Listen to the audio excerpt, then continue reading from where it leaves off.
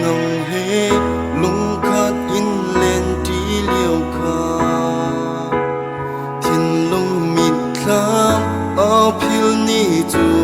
lại lâu dây ruang a mô lung đăng chu na cả ngày ta nắng cho a cả dây dòng viết tê căn bé câu gờ đốt cây chu rung nang in hối có lúc lâu và đằng vắng in cho vào bê tình cả ngày lâu xin hoan xê lô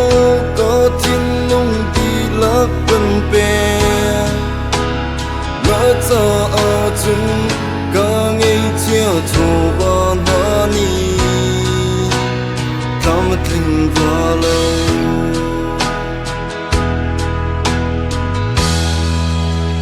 đột mi nắng hề cân lên đi liều dáng tê khá lấy cần nung chúng a kiều mi ấm lại đâu hay chôn vì lố mua mình cần lên đi chân khá a chung mi thì luôn nào ăn trong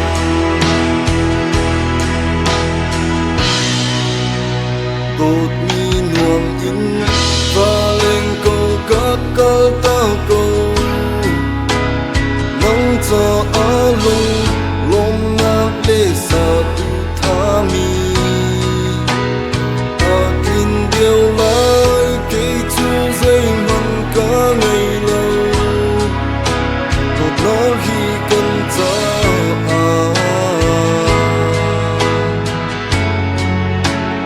phá nạc bê tu